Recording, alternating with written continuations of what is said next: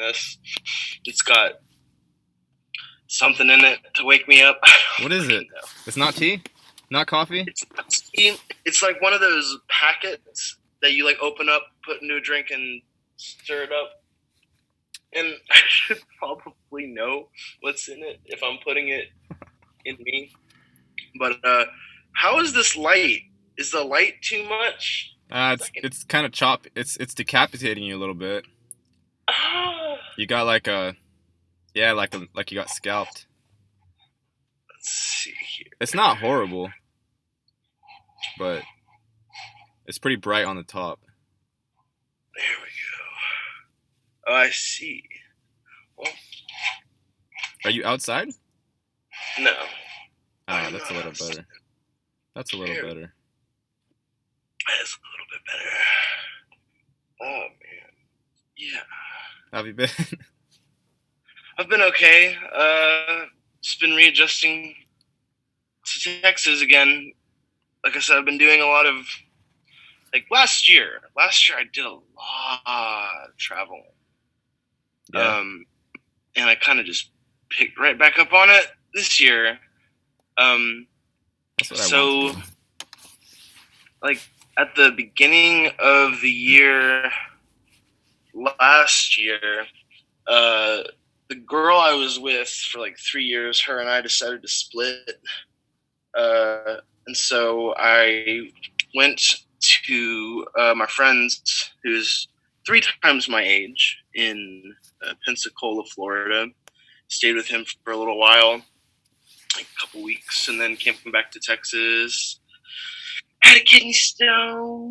Thought I was going to die. I was given hospital fentanyl, and highly recommend it. I've never felt better in my life. Wait, the kidney stone? Yeah. I genuinely thought I was dying because I had no idea. I had no idea what was going on, and I had to drive myself to the ER and almost like crashed on the way there. It was great. How do you get rid of a kidney stone? Do you poop it out? You pee it out. You really? Yeah, it has to come out your urethra. Holy and dude, shit! It was, oh man, when it migrates from your kidneys to your bladder, I don't have like enemies in this life. I've got people that don't like me, but I don't wish that on anybody, like, at all, man. I didn't know what was going on. The pain was so bad that I couldn't hold down food and water because I was like dry heaving and throwing up everything. It felt like I was getting kicked in the fucking nuts, getting punched in the kidney like repeatedly, and eventually they gave me stuff to help break it down and pass, and I had to change my diet pretty substantially. Like I don't eat like shit all the time, but I do eat like a high salt diet because it's cheaper and it's just the world we live in. But wow. Yeah, so there was that. That happened at the beginning of the year. And wait, did you save it? Fuck, I have a picture of it. It's like I was so proud to have it out of my body that like I took a picture of it because I felt like I'd given birth to an alien or something. It was just this little. It's funny. The littlest things causes the biggest disruptions when they're not where they're supposed to be. And that can be applied to like I guess what we'll end up talking about, like the scale of how like little people are as opposed to like the impact and change they can have. So I'm like I guess I'm comparing people to kidney stones now. Yeah, it's reasonable. Oh my god.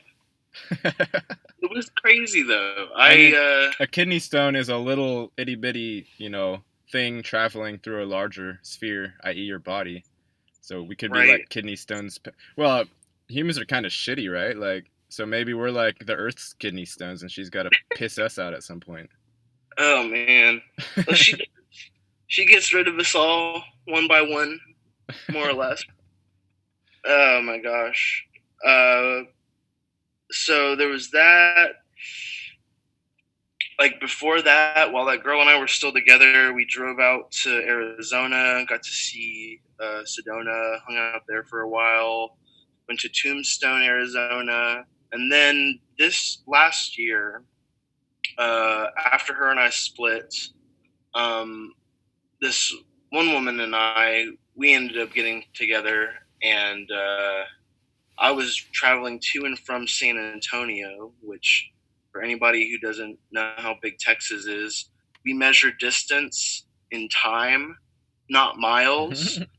So, like the three major points in the Texas Triangle are Dallas, Fort Worth, Houston, and then San Antonio, and like Austin somewhere in the middle. But it takes about roughly like 3.5 hours to get to one major city to the other in the triangle.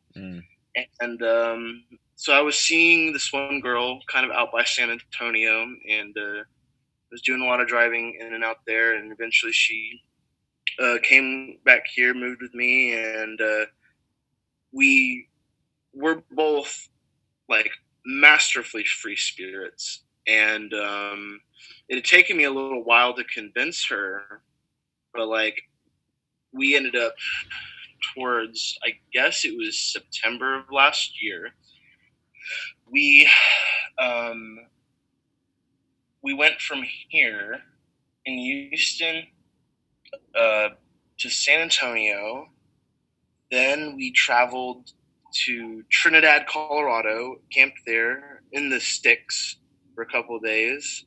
And then we drove through New Mexico, and then camped out in Flagstaff, Arizona for several days. Then we drove over to southern Utah to meet her family. And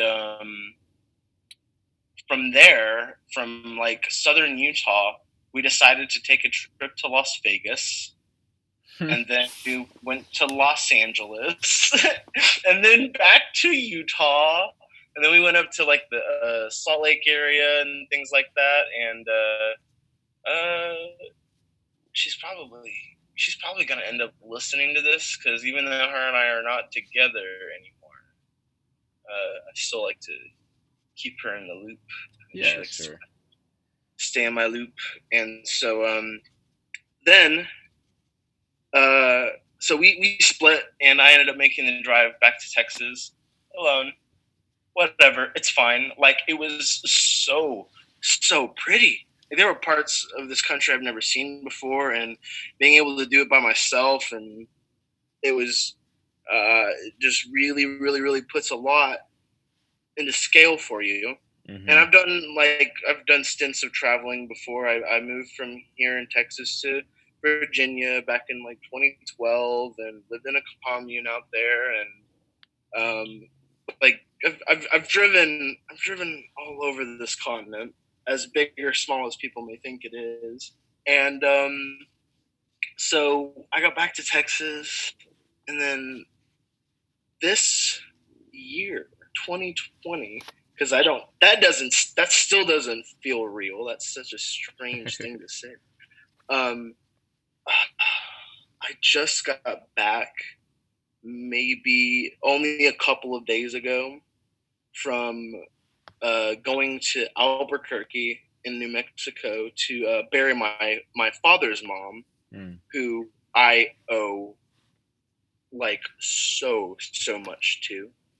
She's the reason I can tell stories the way I do when I sing. It's with her voice. None of the other grandkids. She was the one you dedicated that piano piece to, right? Yes, sir. Yeah. She. I liked it.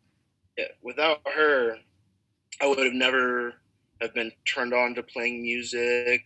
And so, as just a really quick aside, my dad's mom was adopted, so she was an orphan, and this is the days before like Ancestry and 23andMe and all this stuff, right?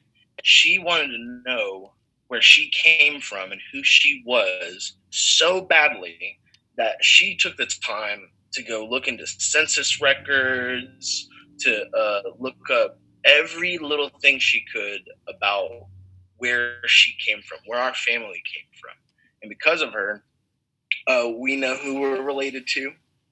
I'm probably one of those people who could be president simply because like those are all like my cousins to some degree. Yeah.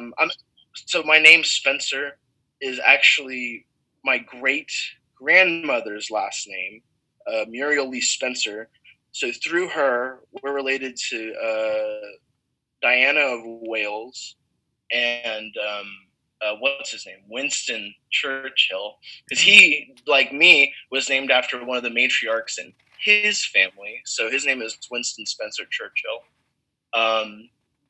And so when we went to New Mexico, I drove up to Oklahoma first, and then I rode with my father from Oklahoma to Albuquerque, and we all ended up having this really, really wonderful private viewing with just the immediate family.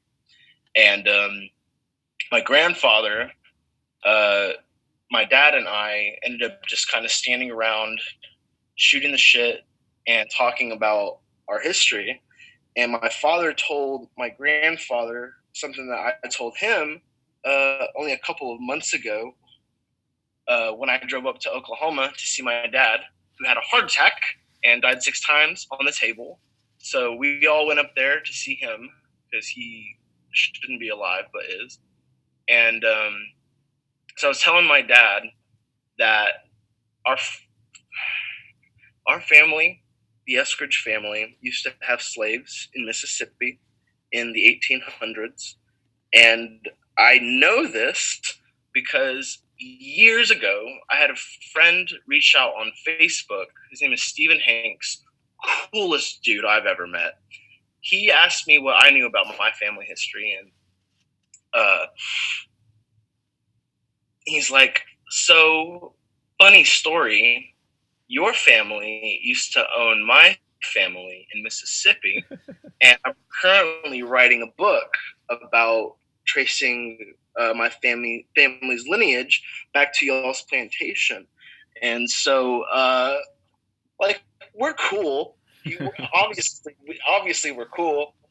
We've been friends for years. His book got published, and it's a good book. I love Stephen Hanks. He's a cool guy. And so, Stephen Hanks was the guy that reached out to you? Yeah. His name is Stephen Hanks. What's his book called, in case anyone wants to look at it? Okay, fuck. It's like simple name, but it's also not a simple name. It's called A Key Tree, A-K-E-E. A Key Tree, a slave descendant's quest for his family's lineage on the Eskridge plantation. And I'm probably butchering that, but like that's basically what the book is called. A-K-E tree? A key, like A-K-E-E tree. Ah. Yeah, it's a type of tree I think that comes out of Africa. But so yeah, Stephen and I have been friends for years and years and years. I told him about my grandma and how I know so much about my family that I didn't know we had slaves, and I don't think she did either, because she told me so much about where we come from and all this shit. But so like I talk about a lot of shit, but there really is a straightforward thought process to this. So my dad ends up adding him on Facebook just to see. Because, like, my dad believes me, and I showed him the book and all this stuff. This one here? Just like, oh, shit, sorry. No, you're good. Oh, yeah, that's it. It. Okay. If anyone wants to order this and find out about Spencer's slave history. A sentence quest for his slave ancestors on the Eskridge plantation. Yeah. So, okay. Stephen and I are cool. My dad ended up adding Stephen on Facebook a couple months ago. And, so while we're at our private family viewing for my dad's mother and my grandfather's wife, my dad's just like, hey, did you know we had slaves? And he's like, oh, no, I didn't. And he tells my grandfather kind of the gist of what I just told you. And my grandfather said, oh, by the way, I figured out again how we're related to George Washington. And I was like, oh, great, because I've always known that. And I just didn't understand the finer details of it. And, like, they are not fine details, bro. Like, they are extreme details in the sense that, like, George Washington is named after a member of my family. And I know that sounds crazy, but George Washington's mom, in a weird, hellish, cyclical fashion, was orphaned. She didn't have her parents because they both died when she was super, super young. So she went under the care of her uncle as his ward and was raised and loved by her uncle, Colonel George Eskridge. You can look it up. Like, anybody can look this up. And the fact that I'm that ignorant that I had to be told for like a third time, because I've heard that before. I had to be told for like a third time for like that to like stick in the back of my head. But wow. What? Yeah. So that's what we did in New Mexico. We skipped our family dinner because we felt somewhat uncomfortable with lots and lots of Pentecostal church people. Mm-hmm. I went in with my hair up in a bun and a long beard, dressed in a suit, and ain't nobody know who the fuck I was. Nobody's seen me since I was a little kid, and it was a good service. But we skipped the family dinner, and then instead of leaving town, we buried her in the shadow of the mountain out there. And once we laid her to rest, we like immediately went back to the hotel, put on like a fuck ton of warm clothes, and then just drove up to the top of the mountain. And it was like cold as fuck up there, but we did get to watch the sunset over where we buried her. So that was very, very cool. And that was about the time I started thinking like, okay, reach out to Gary and start trying to communicate the scale of how impossibly fragile yet masterfully beautiful we are as people, like as human beings, to like be so small yet so damnably connected at the same time, like being small yet we're not totally small, because to us, like an ant is small, but to a mountain, we're small. And when I was like driving through Utah, driving through all these beautiful places, like Monument Valley and Kanab, all these places with impossibly wonderful stones, these just towering monsters of just beauty. It like that's probably what started this in the back of my mind. Is just like, how on earth are we paradoxically so big yet so small that we can have the most profound effect on people, including ourselves. Like, people can have massive effects on us and change us, and you never know what like one thing you'll say, and like what like to you that will mean like one thing, but like to somebody who's hearing it for the first time or doesn't understand fully, they can interpret it a million different ways. Mm-hmm. And you don't like you can try to think of like what an example would be, in the sense that like there's some people that I'll never know mm-hmm. that will live their whole lives not knowing who I am, and I'll live my whole life not knowing who they are. And yet they still had some integral part in your own life, right? Yes, somehow, way. some way. The connect is there, yeah. Yeah, I mean, we all share the same parts of the brain that light up and like give us the same responses that a lot of other people do. Some people are twisted and their brain lights up different ways, but they still have a brain. They're still born with 10 fingers, and that's what I really, really want to communicate is like, for what it's worth, I don't care what color you are. I don't care how you were raised, but like, we are 99.99999% the same. It's just it's the little things that we do for ourselves that we do that aren't influenced by other people, like how we choose to react to situations, because that's not anybody else but us, is how we react to things. Mm-hmm. And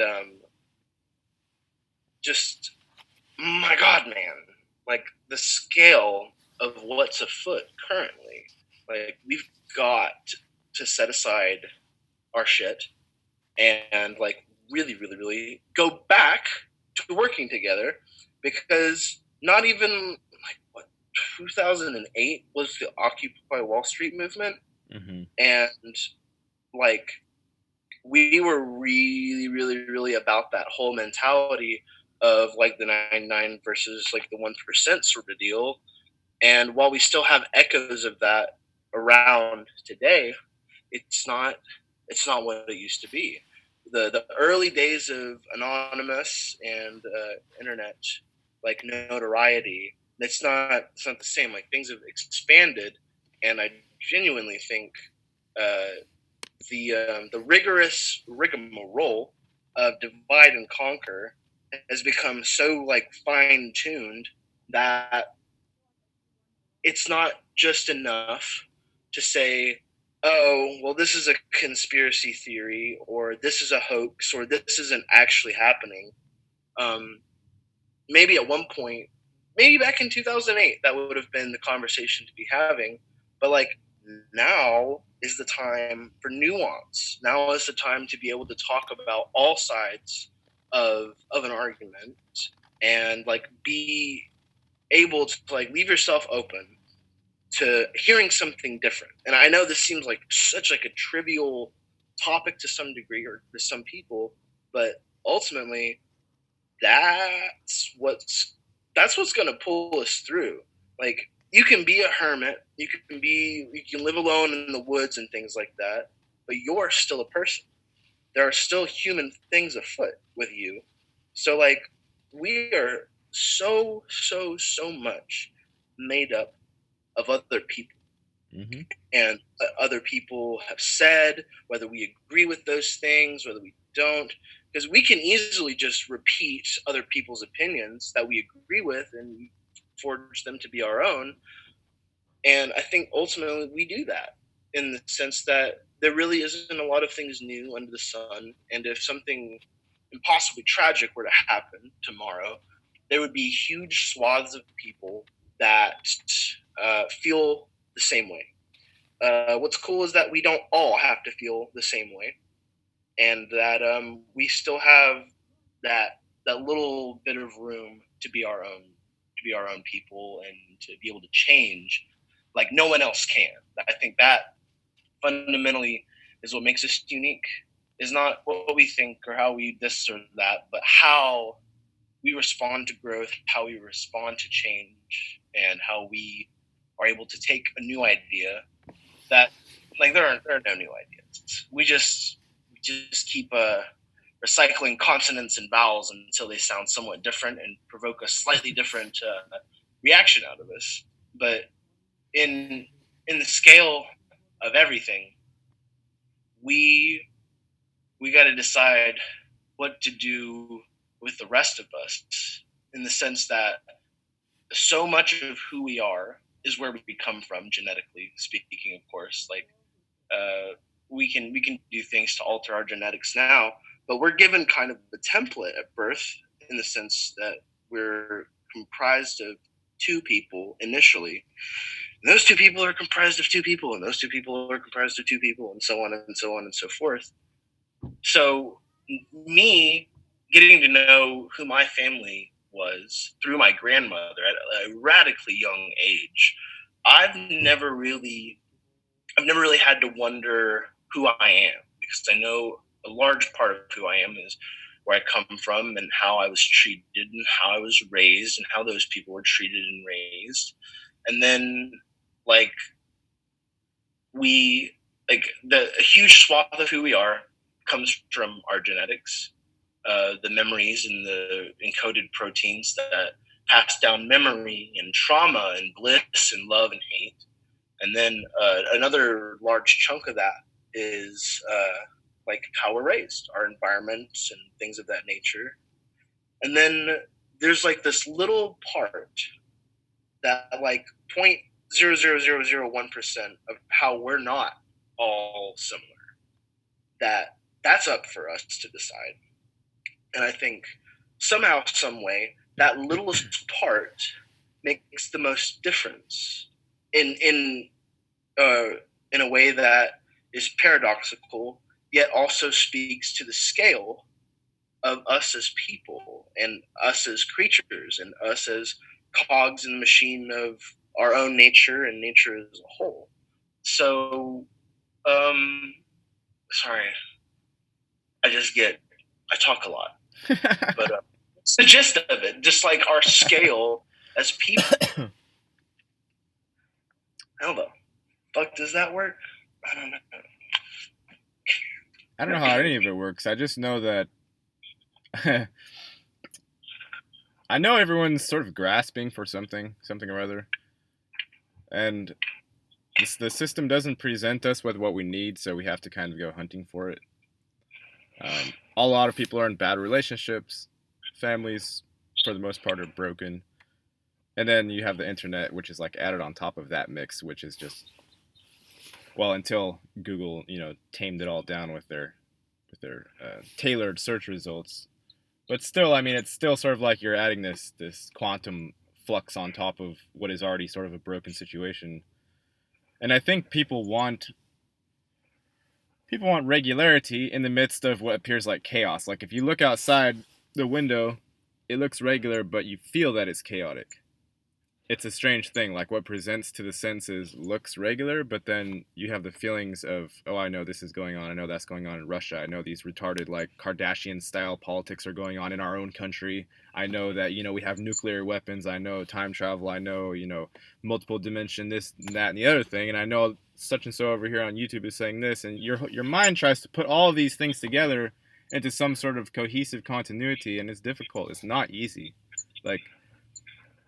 And then it adapts into its own language, right? Like all of these inputs, they change the English language. And then if you're speaking to someone who hasn't been exposed to a certain amount of information that you've been exposed to, and you're speaking about that exact information, maybe with words, maybe with the spaces in between your words, but you're still inputting it in there somehow by virtue of you've been exposed to it, and they have not, there's a gap for them. They're like, the fuck is he talking about? I have no idea what he's saying, right? And I think it's kind of like it's a communication problem. I think for the most part, I really don't think humans are good. Like they try to be nice to each other. They try to open the door for each other, and it's just that we're in such a complex system that there's not a lot of overlap, bleed through. Like I know you're saying we're 99.9% similar, and yes, that may be true, but in terms of information held, translating into sort of coherent language and idea transfer between people, that's the part that I think is there's such a gradient that lots of beings can't even communicate with other beings. I agree. I still think that falls.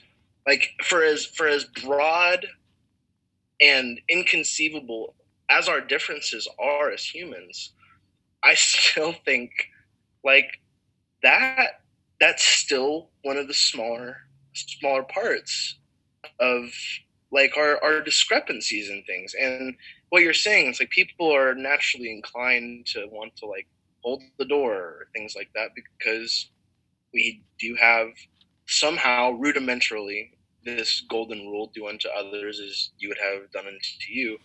And yeah, it doesn't always work out that way, and some people are raised without certain facets of humanity that make us human.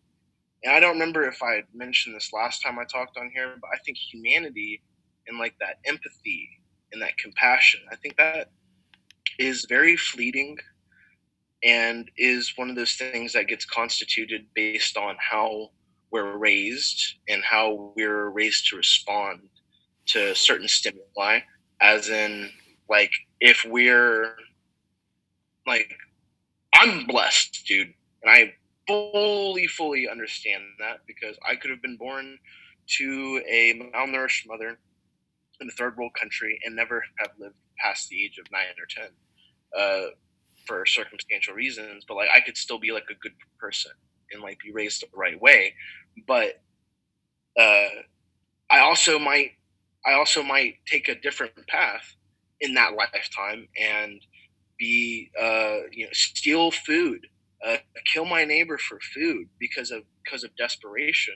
And on the opposite end of that, you have people who are born into such impossibly vast amounts of wealth that they don't really want for anything, and their wants aren't really necessarily what everybody else's wants are.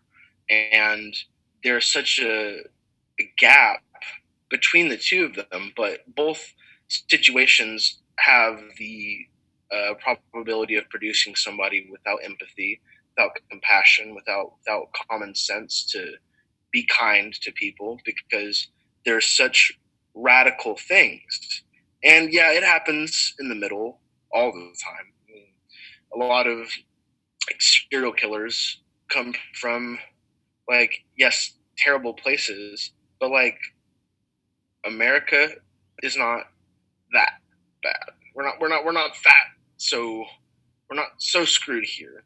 But we have that gap like closing in on us for the sake of we're seeing things so much different now than we ever have, and it's all what was already there before. We're just able to take a more profound magnifying glass to the topics at hand, in the sense that with social media and exposure to a whole world is now possible. I have friends that speak no English whatsoever, yet we're still able to communicate because of things like Facebook Translate and Google Translate, and my ability to be able to look up a website that's not in English and have it translated in front of me, and be able to keep up with things from other places. Like the way we're homogenizing ourselves, I think, is going to have we don't know. We don't know the effect that has really had on us. We're still so new to this new abundance of information that we've got so much information that we're not forming anything. We're oversaturated with information. Yeah, because this is what it is. That's been my complaint. My main complaint has been that the technologies and the systems have done their best to perfect themselves, and I think in order to handle sort of population growth, in order to handle just the fact of the internet spreading everywhere, the systems have, but they're growing in a sort of incorrect way because the economic system is backwards. It's poisonous. It has retarded elements in it.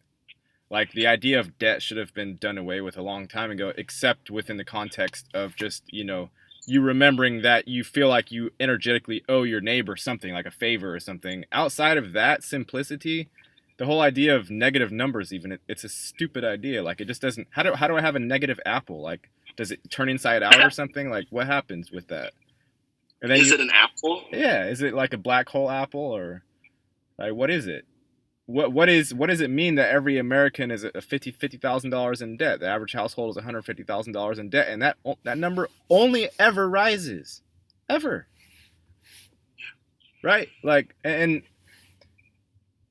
to me, like the economic stuff is fairly simple. It's pretty straightforward. It's a whole bunch of they just they just created a whole bunch of different words for the ways that like, money can be divided up, right? Like they have a billion different words for all the different ways you can chop that money thing into pieces, and then they use what they call legalese to confuse the people who don't really give a shit enough about it to bother. The people know I don't get to eat unless I have this thing, this green paper stuff. I don't get to eat unless I have that. That's all the people know, and they just go and do what they need to do to get it. But the system itself doesn't respect like creativity. It doesn't respect what we know of as art. It doesn't respect what we know of as refined thought.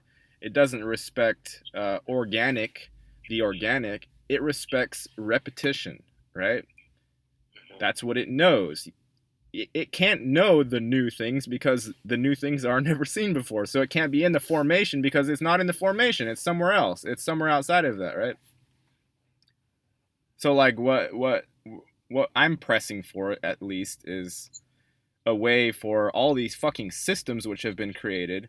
You know the social media, you know what they're created for?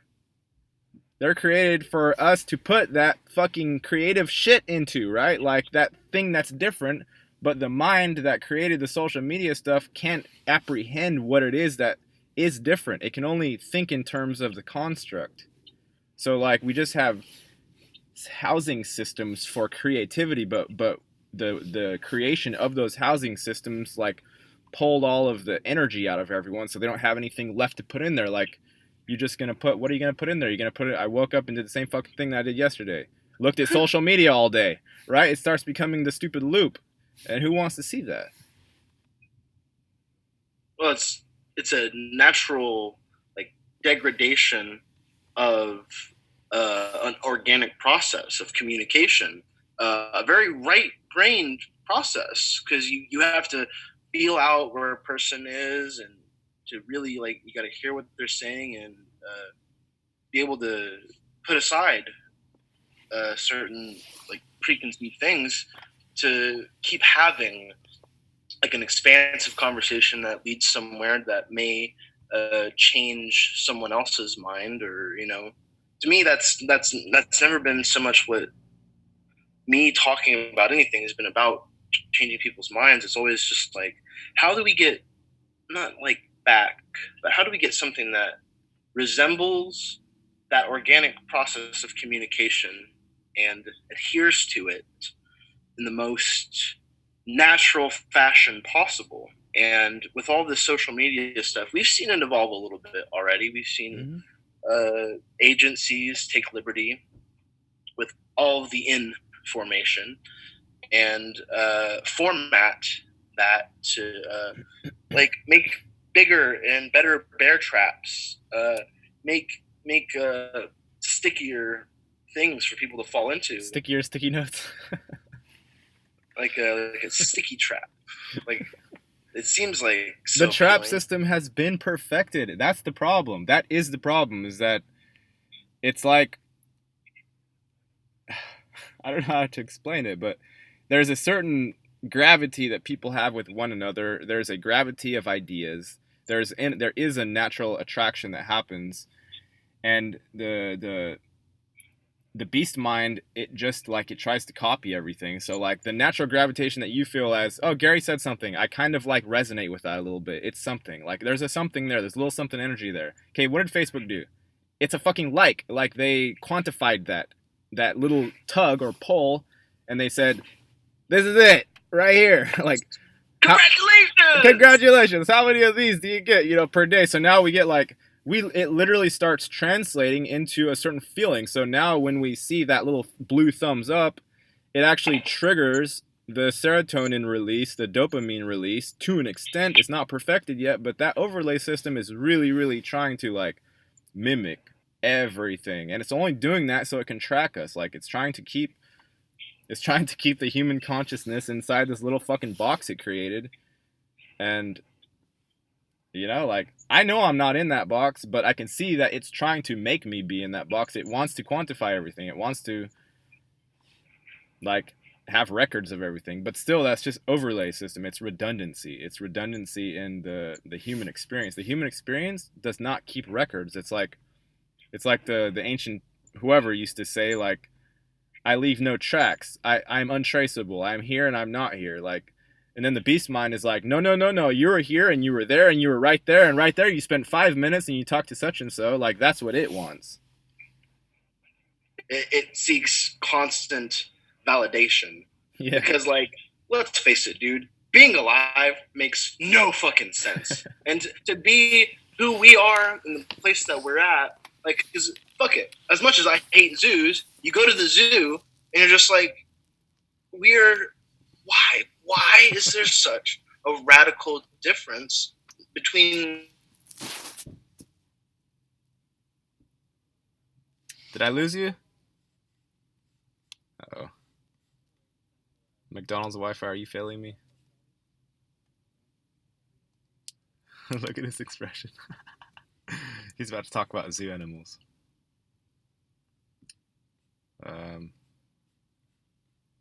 Your internet connection is unstable. That's some bullshit.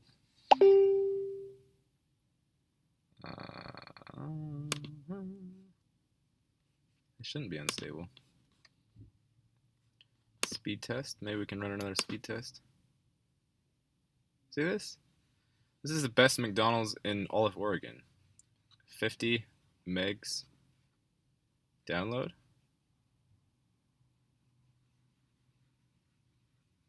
$60 up. This is McDonald's free Wi-Fi, and I'm outside of the McDonald's. I'm not going to tell you where it's at, though, because I don't want you to come steal it. I might have to reconnect. Alright, maybe he just lost his connection. I'll try re-inviting him.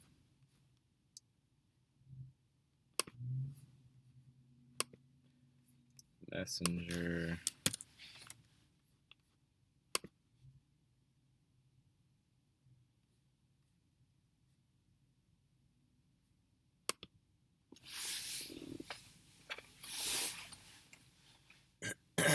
Who knows?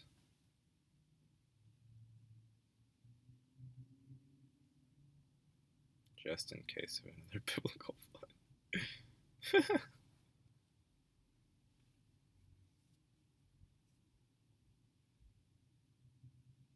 That's funny.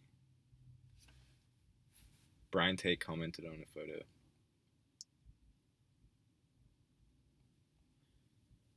Very interesting. Where is Spencer?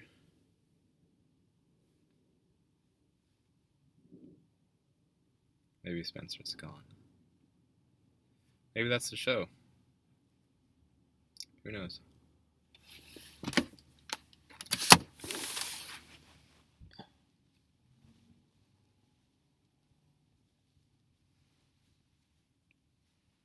Got some nonsense, fluffy stuff on my eye. Okay.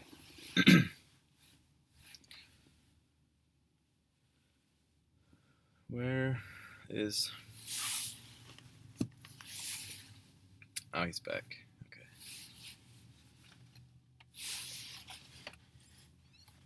You back? That is so fucking typical, Gary. Why? Like, so fucking typical. Fucking, this happens with Og and I a lot when we're trying to do anything at all ever. We'll be making like a really, really, really good point, and then no, fuck it. No. Something I think listens, dude. And wait. Was that on your side? My side's good. Like, I'm at this amazing McDonald's Wi-Fi. You're fine. My phone literally turned off and turned back on. Oh, yeah? So, whatever, bro. I really should be used to this, but it's no less infuriating when it happens. And it's like, come on, man. That was a really, really good thought. No, I can't remember what the fuck I was talking about. But like, I always feel really bad for Og, because him and I will be like trying to record something with like a really, really good purpose and intention in mind, and we don't record anything unless we feel like there's like some matter of gravity or weight to it that it should really be put out there. And like, he does stuff all the fucking time. He's got good equipment. I've had wonderful, wonderful, wonderful, expensive equipment, but like, I've noticed that shit does not matter. Not on my end, at least, because no matter what, there's always going to be some shit just like that. You guys have never uploaded something together, have you? I don't think you have. Who? Me and him? Uh-huh. Have you? We talked about. Well, he wanted me to talk about like hermeticism. Oh, never mind. I'm retarded. You were definitely on with him. You were talking about the the president thing, the orange man phenomenon, of course.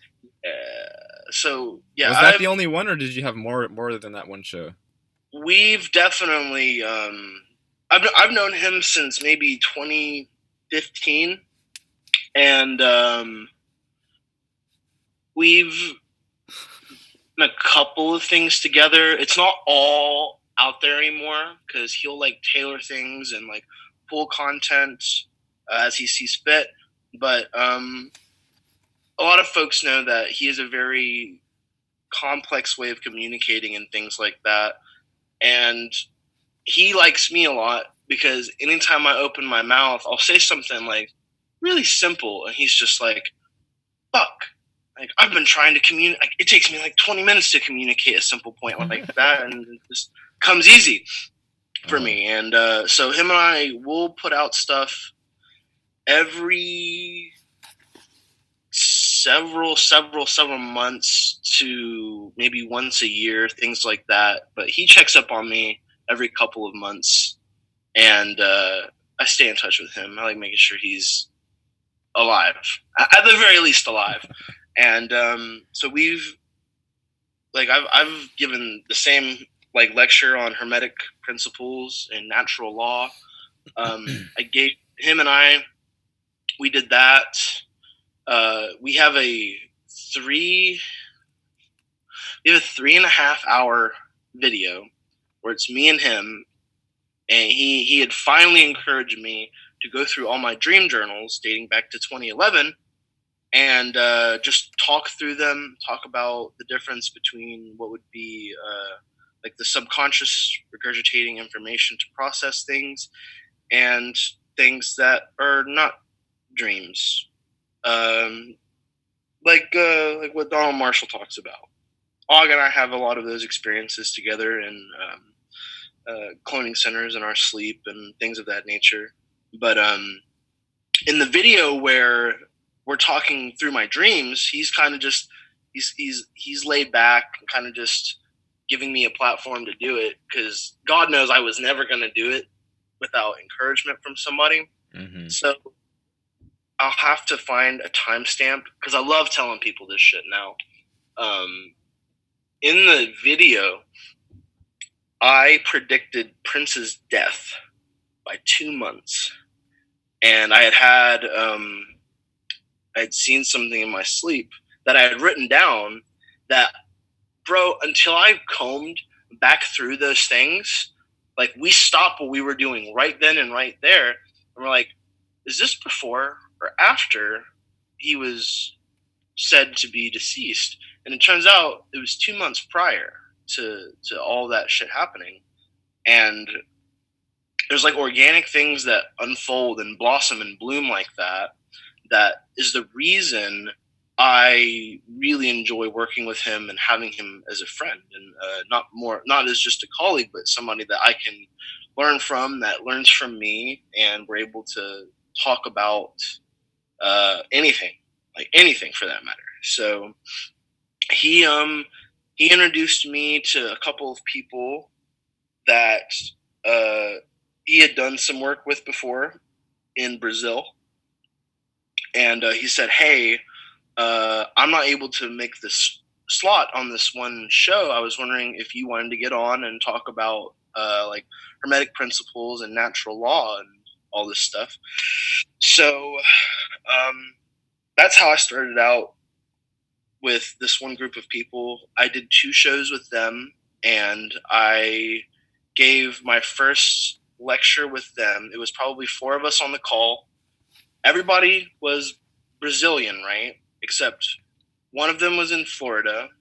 My translator was in Florida. Another girl was in Japan. She was the host. She's from Brazil but moved to Japan. The other lady was in somewhere in South America, but she was also from Brazil. So I was talking about natural law and having all my stuff translated into Portuguese in real time. Yeah. So that was a really, really neat experience for me.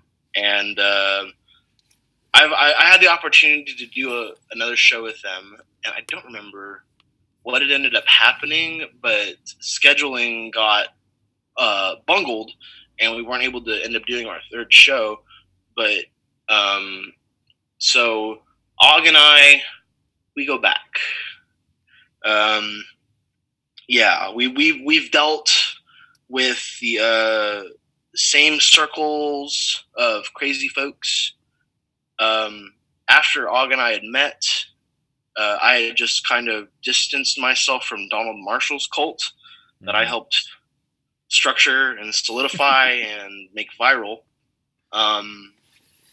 He was just like, "Oh, hey, I recognize you from this, and this, and I think we've got work to do and all this stuff." And I was like, "I agree," and we got to be really good friends. We used to Skype.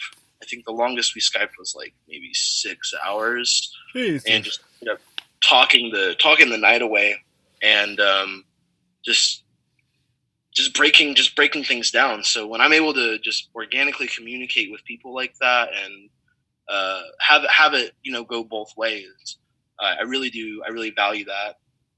And neither of us are perfect human beings. I think that would be so very boring.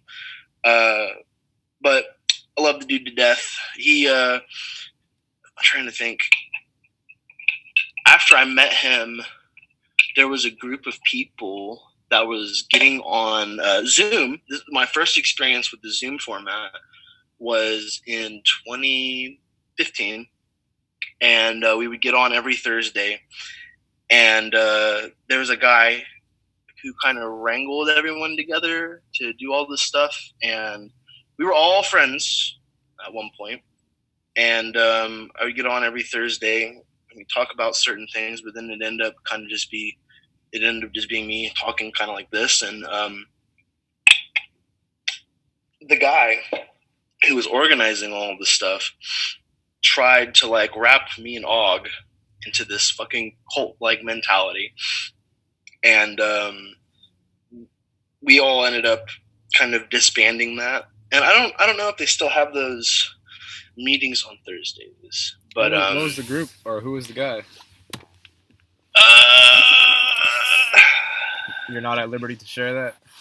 I don't care, because I'm past so much shit now. But the dude tried to start a cult on me and moved to Texas and start a band with me and create a cult. Not even quietly.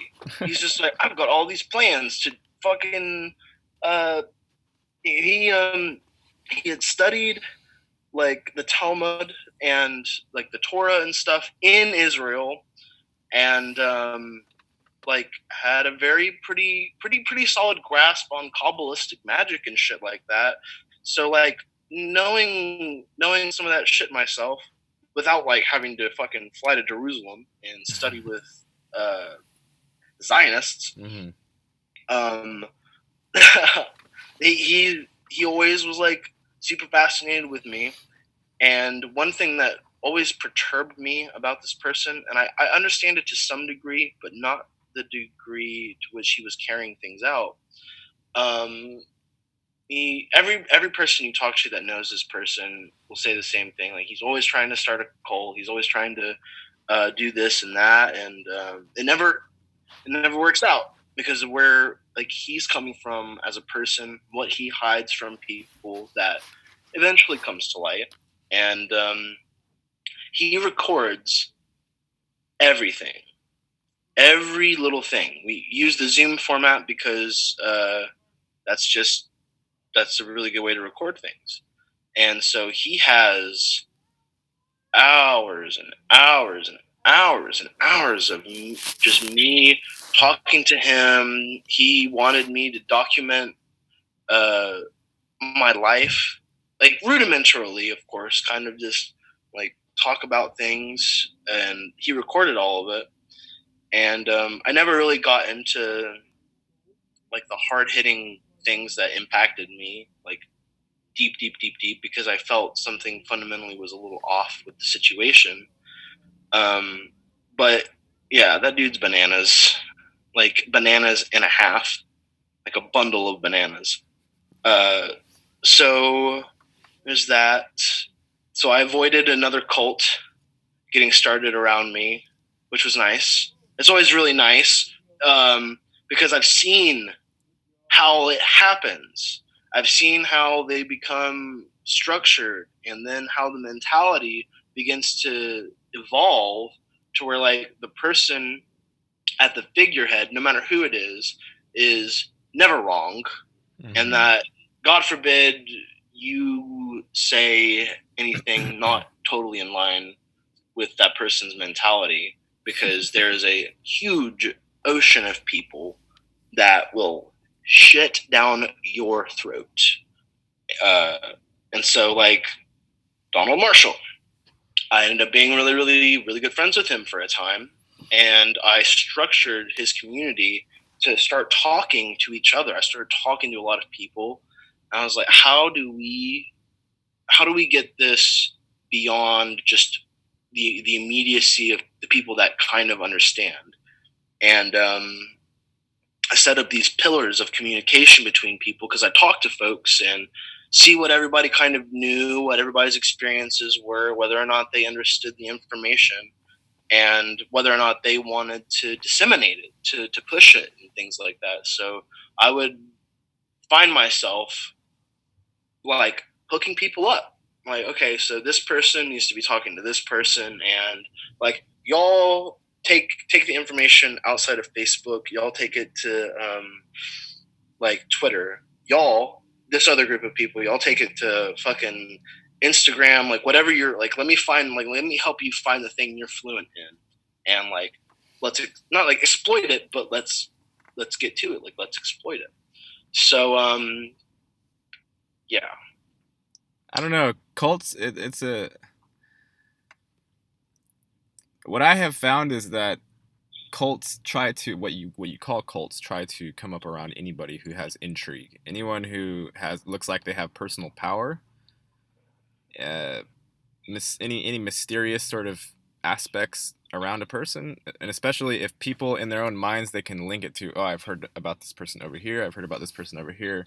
If it comes into their own minds as something that's randomly distributed, and they can verify the same phenomenon from different angles, even if it's maybe just what Spencer organized, where Spencer is like, okay, put this bit there, this bit there, that type of thing gives people some sort of trust that this thing is organically happening, when maybe perhaps it's not.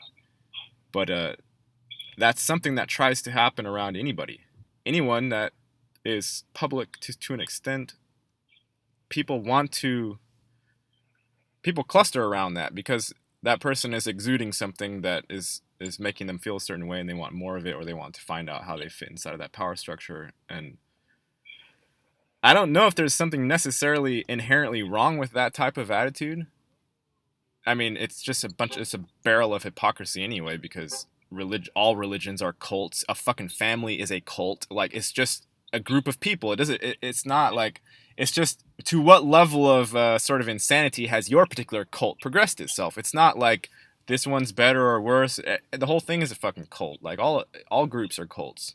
My little snail collective, you could call it the snail cult. Like, you could call it anything, whatever you want. It doesn't matter. It's a group of people, and then there's some sort of leader or something in some capacity, and then the thing tries to, there have to be sort of damage mitigations that come along with it, and someone has to raise their hand and say, hey, I'll take care of this. Or it's just how we organize. It's literally how humans organize, is we tend to think there's someone up top, and then there's a bunch of people below, and that's how it's organized. I'm not a huge fan of it. I prefer like decentralized power structures, but humans are so used to that mentality.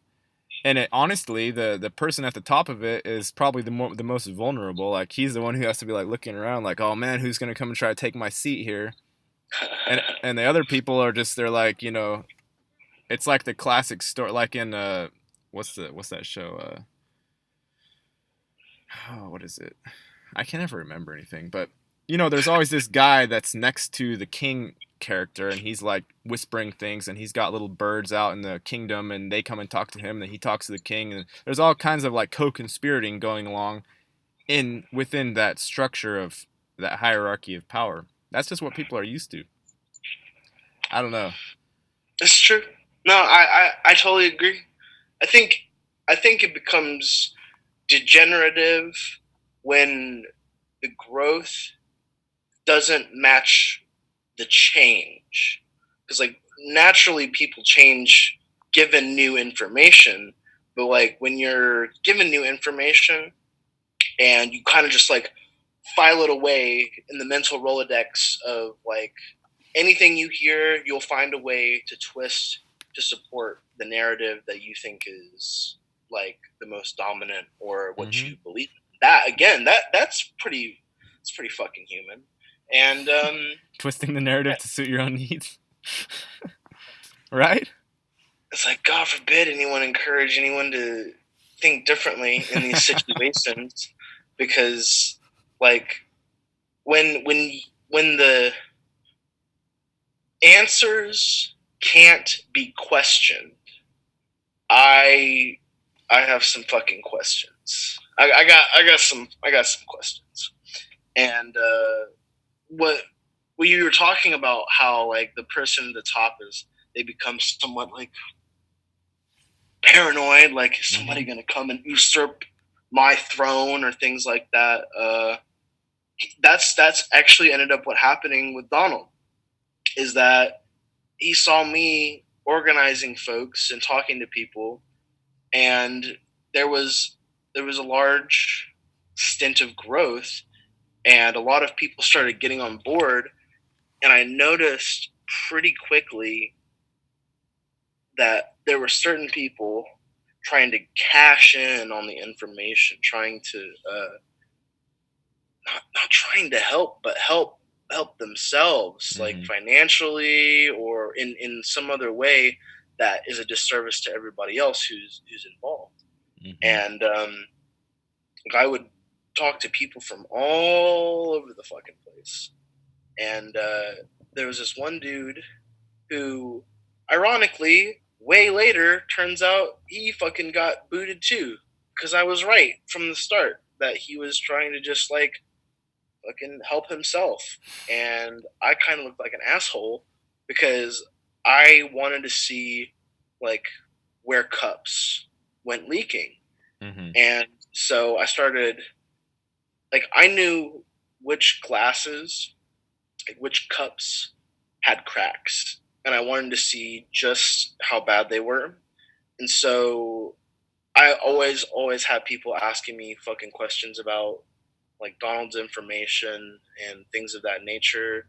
I'm still friends with a bunch of people that I used to like associate with on a daily basis, but I pulled away because Donald thought I was trying to fucking steal his thunder, usurp his throne, make some money. But Mm-hmm. the opposite was true in the sense that like I was the one making sure like none of that happened.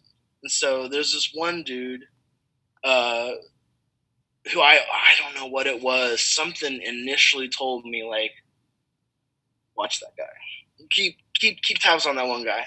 And so he would ask me questions, and then he was jealous that he liked this girl a lot. Anna Mialovic.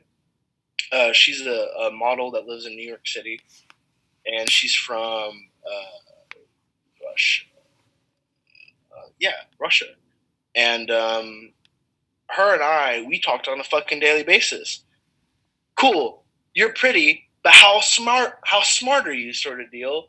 And she was talking to me about she's seen people in the modeling industry like get propelled to the highest echelons of their society simply by promoting like Illuminati themed like makeup lines and starting brands based on certain symbolisms and things like that. So I always thought she was smart because it was just like, you poor fucking thing. Like, you're beautiful and nobody sees past that, but you see straight through a bunch of shit. So, like, let's be friends. Like, I hear you. And so this one dude hated my guts because he had the hugest crush on her. And she blew him off all the time because she's just like, the dude only sees my face. He only sees my fucking face. And like, her and I we weren't together, dude. Like, we weren't together. We were just really good friends. And yeah, he got super jelly beans because she wanted to like fucking speak as a human being instead of be seen and spoken to as a model. And it was fun, man. Like, I really loved talking to her and hanging out. She said, like, if I ever fucking go to New York, I always have a place to stay up there and all that good stuff. But he started pestering me, like, incessantly, asking me certain things that I could see he was trying to provoke a certain response. And so eventually I gave the motherfucker what he wanted. And I straight up told him a fucking lie. Like, the most ridiculous shit I could think of, because it seemed like, okay, I want to see where his holes are. I want to see where this cup goes leaking so we can fucking fix the issue. So then he runs to Donald and it's just like, oh, he's saying these things that don't make sense, and like, Donald's an alcoholic. So when he gets like drunk, he always would message me to like entertain him or talk to him, things like that. Or like, he'd get drunk and like be like super belligerent and expect me to calm him the fuck down. So he got like really drunk and he's just like, all right, you gotta go. I was like, why? Because I'm trying to like protect what we're doing, because I'm trying to like make sure nobody manipulates this any further than what's already been fucking taken so much out of context. And he's just like, yeah, you gotta go. Like, you're talking to like models and stuff. He's like, I told you that they would send models to fuck with your head and this and this and that. I'm just like, I'm just trying to help, bro. Like, genuinely just trying to help. And so, like, it ended up being that, like, it took me to that point to realize, like, it doesn't fucking matter how good my intentions are, that they're always going to be subject to misinterpretation, no matter what. Yeah. And that's the whole perfectionism thing that you just talked about. Even within that context, when you're trying to manage a cult, you're trying to like, hold your your credibility. It doesn't matter. Like, I promise you, even though I myself am very balanced, at least from my own perspective, I promise you, people are making up shit tons of fucking narratives about me and what I'm doing here. I promise. Doesn't matter. Like, at some point, you have to just drop it and do what the fuck like makes you happier. You know, try and maneuver your way through this realm as best as you can, because it's fucked up for everybody, and everyone is up in here, right? You know, creating their little universe that says, oh, I know about Spencer. Oh, I know what Gary's doing. I guarantee you I know exactly what they're up to, you know? Like, everyone does that shit. It's like, you know, the snail is a symbol for phi, which ultimately is the degradative ratio that this and this, and the fact that Gary Warmerdam is using the snail should tell you everything you need to know about. So, like, that's what I'm saying. Like, we have our differences. He's trying to pair phi with slime. Obviously. Oh my god! Yeah, let's see how far this fucking elastic will stretch before it pops and hits us in the fucking eye. So yeah, I used to do these very, very frequently. Like I was telling you, I used to do a lot of shows on what would become a large swath of Gaia TV, the new wave of fucking people that they've added. They came from like a smaller collective of people. This whole fucking full disclosure now, the people like David Wilcock and Corey Good, yes, it's his fucking name. So before they got picked up by Gaia, they were part of this thing called Full Disclosure Now. And I used to do shows with that organization all the fucking time with this lady who is a great fucking friend of mine, but she got shit on for trying to get people to think differently than the narrative they were trying to produce. So, like, all her shit and my shit was in the public domain for a long time. And then when they told her, like, we're discontinuing your involvement with this agency, and then like she started telling people like that these people aren't who they say they are, and that they know more than they're letting on, and they're withholding just enough information to keep you not only tuned in but forking up. Okay, hold on. My phone battery is at 77%, and it is It's 11:11 here. And he just cut off. Did you disappear right when you were making that proclamation? It's 11:11. Spencer has been cut. Look at this. This is perfect. It really is hilarious. The way the things line up. I'm just endlessly laughing. Maybe I should send him another link.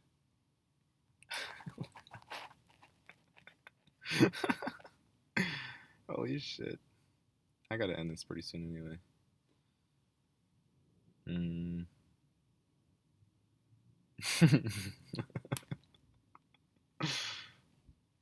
Okay. How about we try and re-up this again? Copy URL. Go through the same old routine.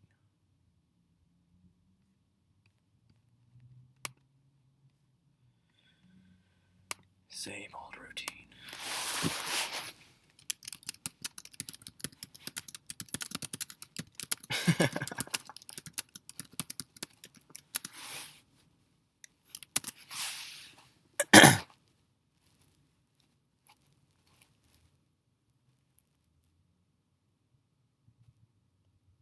Where is my emoticon? Where is my Google emotional representative? Come on, you gotta be in there somewhere. Ah.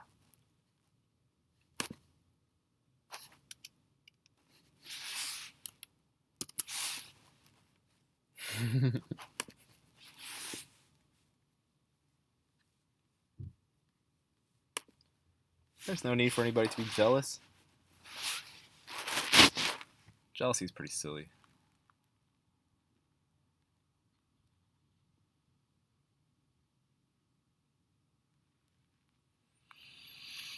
You know what jealousy is about, right?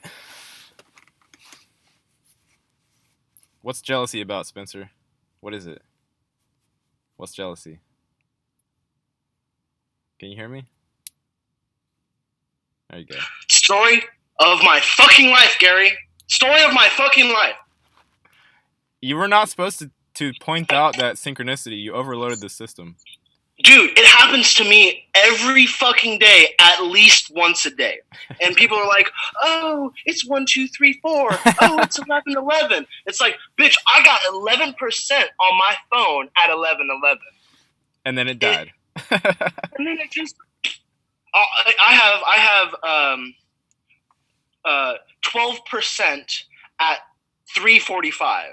And so like they're all the numbers are right next to each other. I'm telling you, bro, I have dozens and dozens of screenshots that I really, really need to just pull together and just like make a whole fucking folder, because I've noticed there are certain people that this phenomenon is increasing for, and I've been dealing with it for quite some time in that fashion.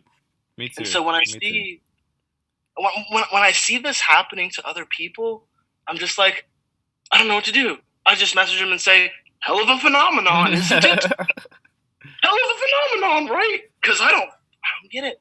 I think that is something reaching out from another place, man. Like genuinely, which fuck it. I've got enough of a segue here to like mention that what I was telling you. You know what I think it is? You know what I think it is? It's a confluence. Those moments are confluence of conscious. Like if you imagine consciousness is some sort of ocean, or river, or flow.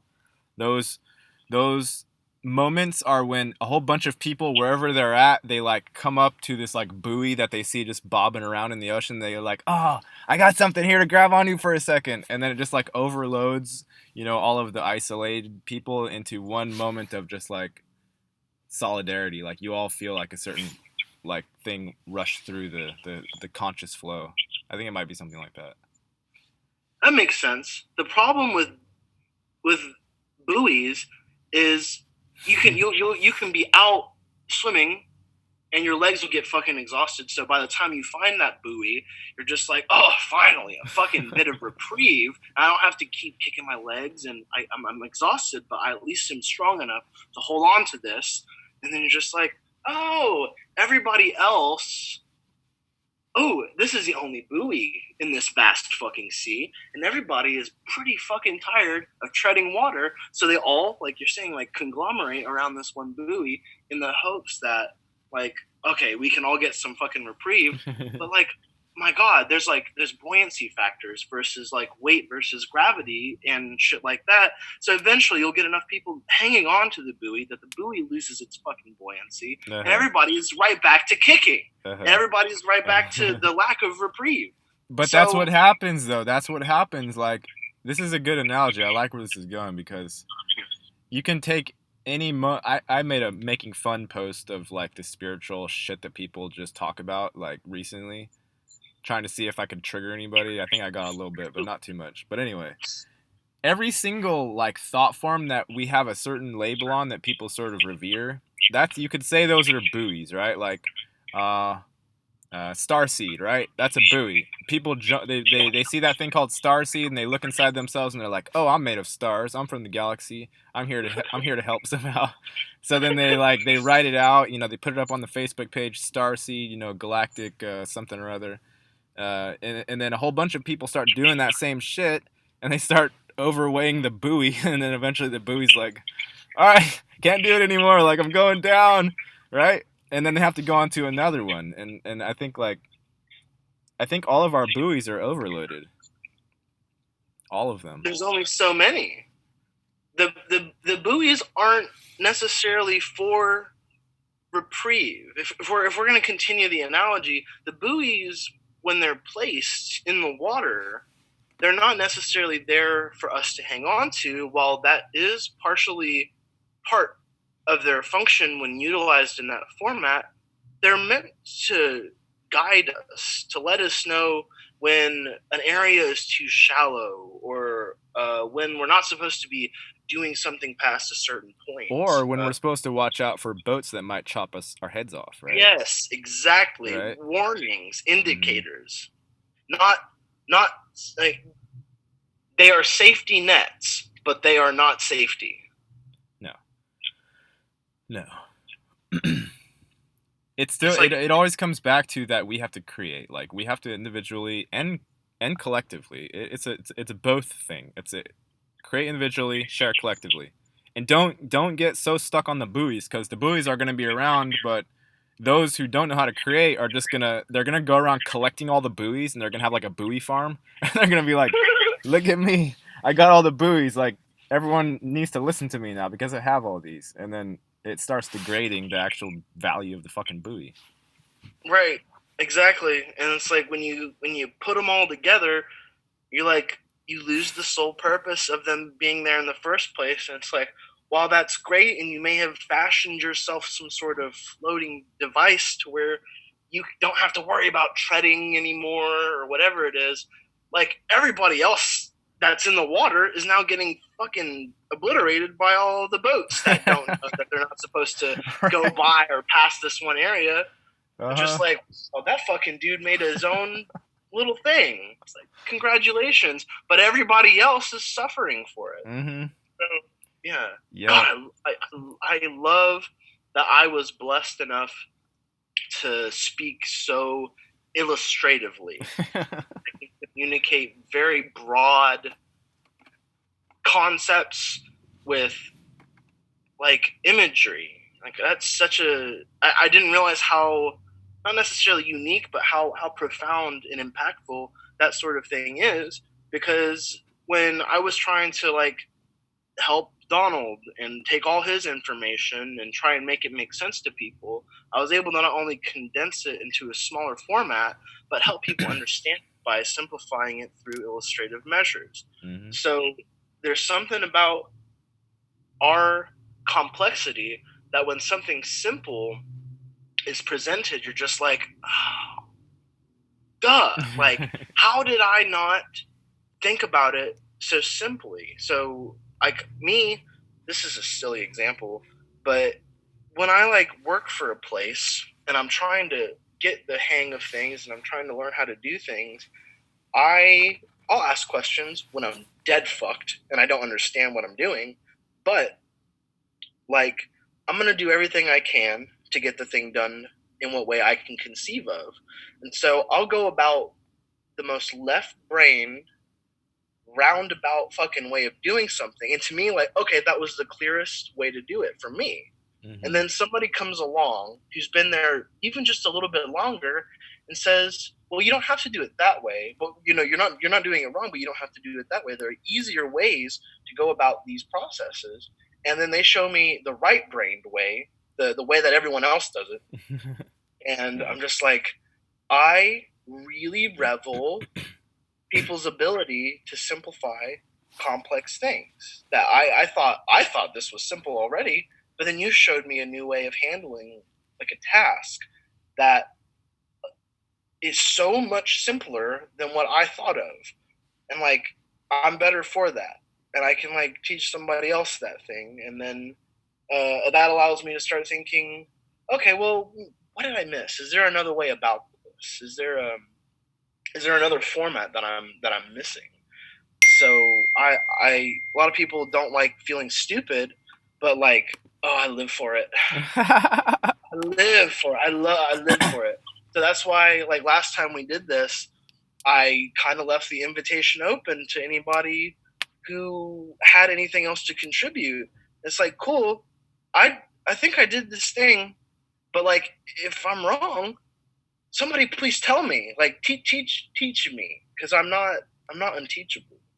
I can be ignorant and hard-headed, and I think that shit's hilarious. If that one tenet could be applied to the majority of the population, I would be very happy. The whole being malleable concept, being coachable, being teachable, like, oh my god, it's so important. And when you're in that state of, you know, like asshole clenching, like tightened sphincter realm, you're like, ugh. Like everyone who's around you when you're conversing while you're doing that, like they have to like go sit inside of your clenched sphincter of thought, like until you're done fucking like until you're done. And it's I don't know, like I think the people that do that, they don't realize that the people who are listening are doing so in love, sort of like, because we love you and we don't want to just tell you that you're, you know, you need to chill out a little bit.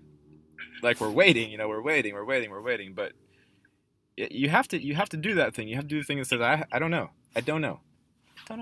Tell me, teach me. Tell it to anybody. Tell it to like a little kid kicking rocks down the street. Like, hey kid, what are you doing that for? You know, how can I learn from that or whatever? It's such a simple concept, but people have difficulty sometimes seeing that. Like to take the kid kicking a rock down the street imagery. Like, to somebody on the outside, it's like, what's he doing? Like, he's going back and forth and kicking it this way, and like there's nobody else playing with him. There's nobody else doing this around him.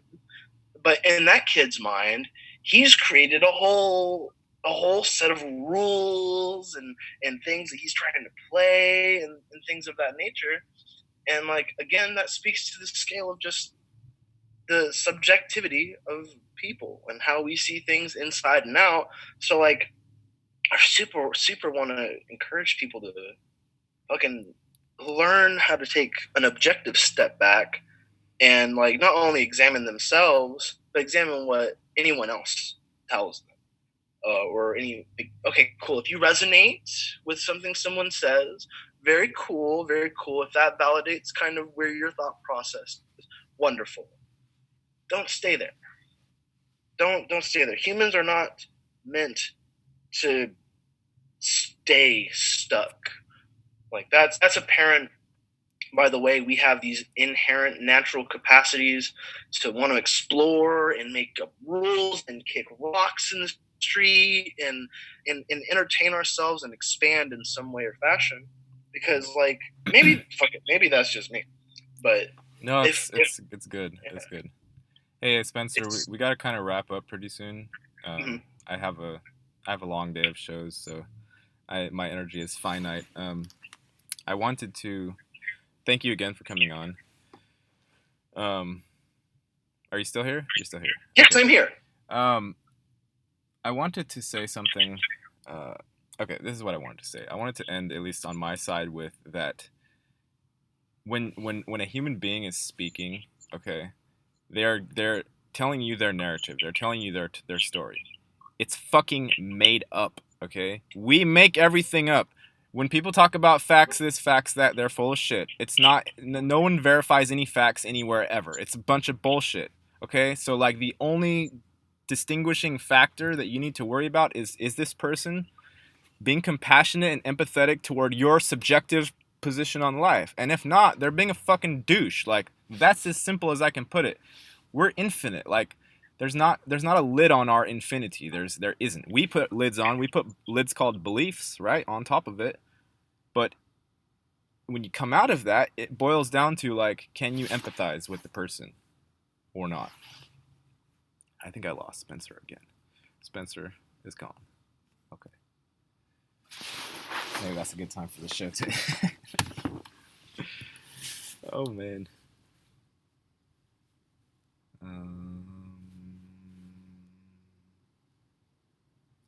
Maybe we have time for some exploring between the Becky show.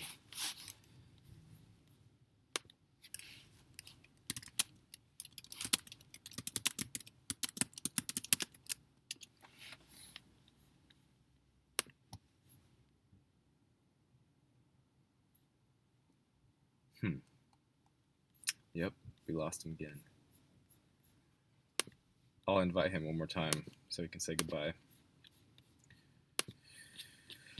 Otherwise, I think my computer needs to be charged a bit.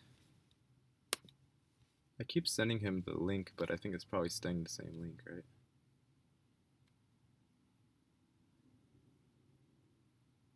Yep. IONYWXQNTLU2O.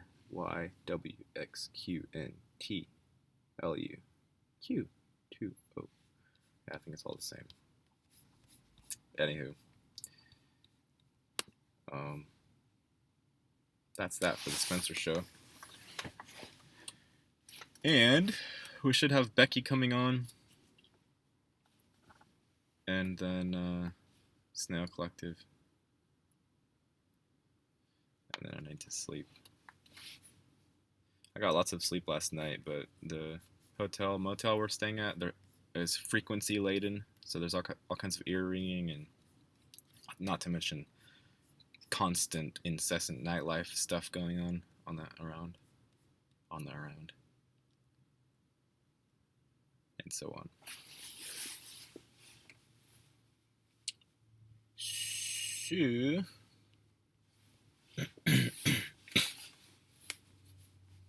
yeah, back to say goodbye? I am so fucking traumatized by this bullshit that it's like Stockholm syndrome. That I'm just like, when something like that happens, like for a third time, I'm just like, I guess 3 is a fucking good number. Jesus. I'm not moving. I've sat here the whole time. My phone is plugged into the wall. My internet's perfectly capable of handling this. Did it do the same thing every time? Yes. This last time, your audio, you were still talking, and then the phone just started like going and then just shut off, and I was like, okay, here we go. So Yeah. I am very sorry. We didn't have these issues last time.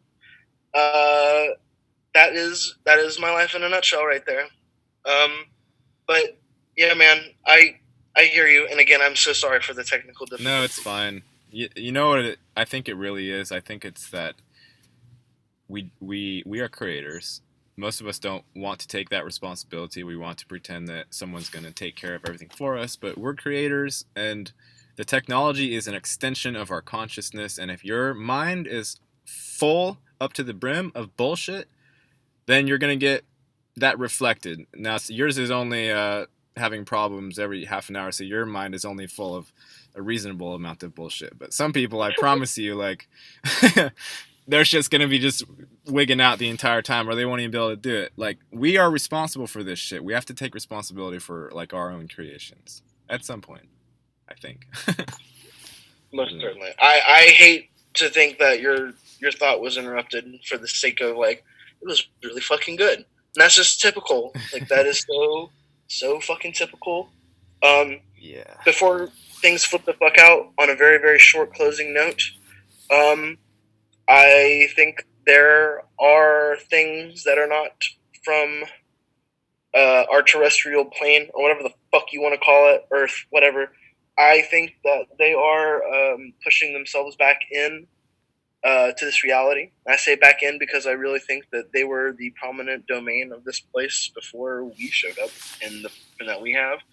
And I think they're showing back up in a really, really profound way. So I think we have a lot to come. We were talking about changing perspectives and setting aside our differences and things like that. And I'm like super not trying to emulate Ronald Reagan when I say this, but the thing that's going to bring us together is something that's outside of ourselves, that's not human necessarily. And while there are things here that are not human that we could come together over, I think the stars and the planets are in the right place to where we're going to start seeing some very Lovecraft-esque happenings, things that will be too big to ignore, and we'll have to set aside a lot.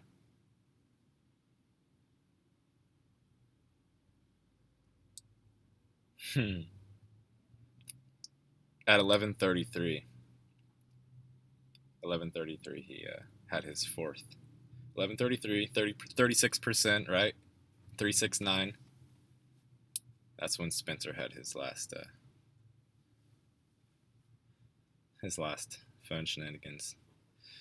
I think I'm gonna end it on that note, since the technologies seem to be bothersome. So I'm gonna go ahead and end this, and I'll say goodbye to him personally.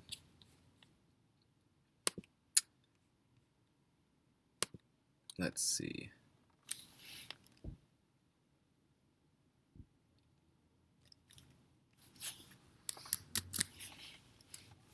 What shall we title this?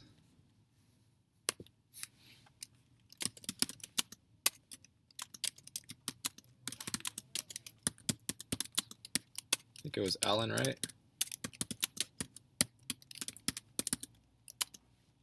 Minding Buoy Farms. That's a pretty good title, I think.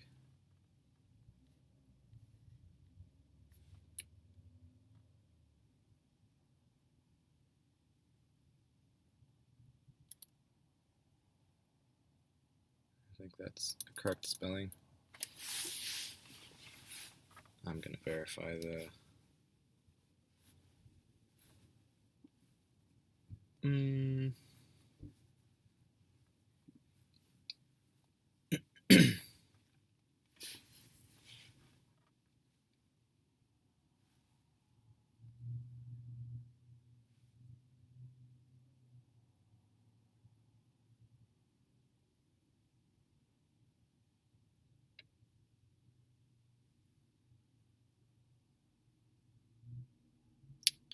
Yep, seems about right. Okay. Oh, he's back. He's back to say goodbye.